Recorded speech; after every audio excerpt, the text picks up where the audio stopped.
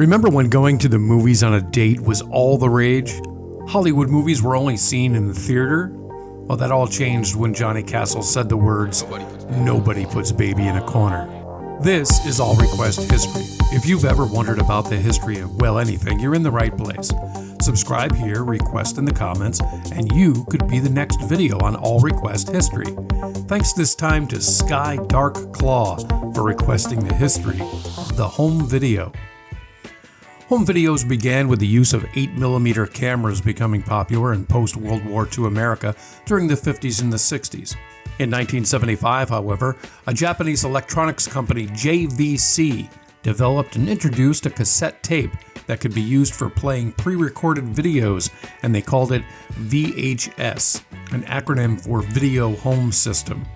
Around the same time, Sony Corporation, also in Japan, came out with a similar product and they called it Betamax. Sony thought the Greek symbol for the beginning of B looked like a tape rolling through a camera, so Betamax. The difference is simple. Betamax was better. Wait, what? Well, kind of.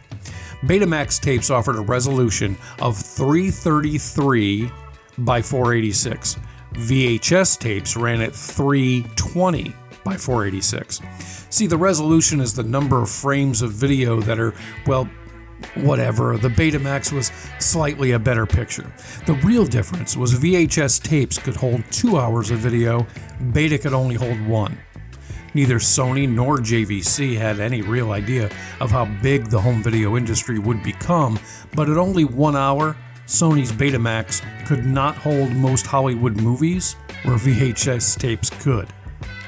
The other big difference, JVC made home players for their tapes called video cassette recorders, or VCRs. Sony made Betamax players as well, but JVC allowed any manufacturer to make a VCR, Sony didn't. So with only a tiny margin of a better picture quality, only 1 hour of recording time, and only one machine that would play their tapes, it didn't take long for Betamax to disappear. VHS formats gained support from Hollywood when they realized that they could put their movies on tapes and sell them to consumers to watch in the comfort of their own home. In 1976, the first movie to ever be released on VHS was a South Korean drama called The Young Teacher. Yeah, I never heard of it either. Home video didn't become popular right away, however. A few reasons why. Well, you had to really like a movie to pay about $70 to buy a tape and then play it on your VCR that you paid $1,500 for. Also, remember that in 1977, the first Star Wars movie, A New Hope, was blowing minds in theaters. Watching something like that at home was unheard of. Some of the only movies being purchased and brought to the home screen in the 70s were Patton, The Sound of Music, and MASH. The 80s saw a little more action in the home video industry. There was a few local rental stores with a small library of titles popping up, but going to the movies and theaters was still king. One person saw the potential of the industry's success, Executive Vice President of Programming at HBO, Austin Furst. He developed a company called Vestron. He started a small wholesale operation that released titles to video stores with an inventory of titles to fill their shelves. Vestron was limited to only movies that Hollywood would allow to be released on home video. So Austin Furst started making his own video productions and started seeing much more success. In 1983, Vestron's most successful production was the making of Michael Jackson's Thriller. That video was so popular that they couldn't produce enough copies fast enough for the demand. As they reached more and more success, they decided to go ahead and produce their own movie. In 1985, Eleanor Bergstein wrote a script based on her childhood memories of her summers in the Catskill Mountain resorts in the 60s. Every Hollywood executive she pitched turned it down. Vestron took on her project and went on to produce their first theatrical release on a shoestring budget in 1987 that was only $12 million. Dirty Dancing, starring Patrick Swayze and Jennifer Grey, was the highest grossing film in that year at $170 million. The soundtrack alone is one of the best-selling albums of all time. It sold 32 million copies. Vestron owned the movie, so they could sell and rent the VHS without Hollywood involvement. It was the first film to sell 1 million copies on home video. This medium became very popular, and Hollywood could no longer ignore it. Films made it to video at a much quicker rate, and more titles became available. Things like E.T., Close Encounters, The Breakfast Club, Ghostbusters, and yep, even Star Wars. And no 1980s home video collection would be complete without The Princess Bride. And by the way, that was also a Vestron production.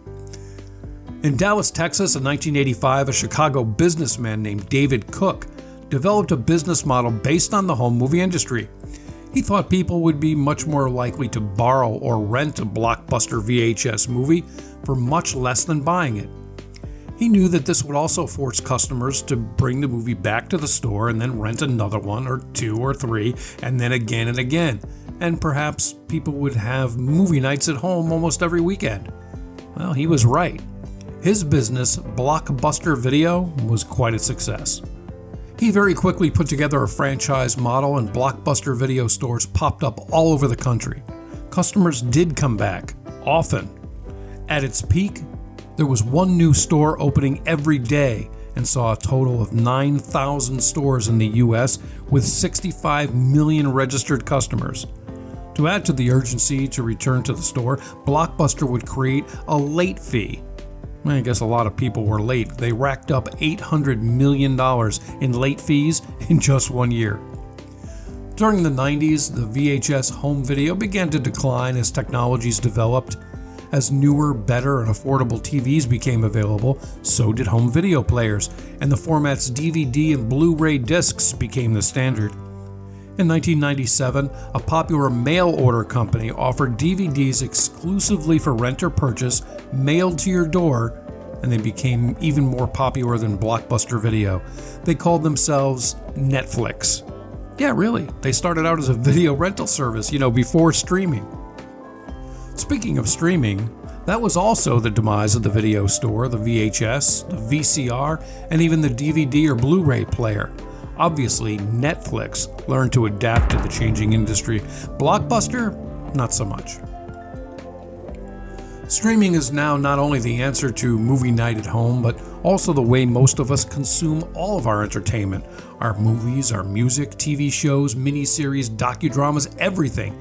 Even network news, sports, and broadcast programming are streamed. Like, what is this? This weekend, if you sit back with a bag of popcorn, power on your Roku or your Amazon Fire Stick to watch a movie, think for a second of how lucky you are that you're not back in 1988, where you would have to drive into town, pick up a tape, put it in the VCR, fast forward it through the beginning ads, and all just to be in the same comfortable place that you're in right now. And oh yeah, at the end of the movie, you'd have to be kind and rewind. Well, thanks for checking in. Are you curious? Please subscribe here, request in the comments, and you could be the next video on All Request History.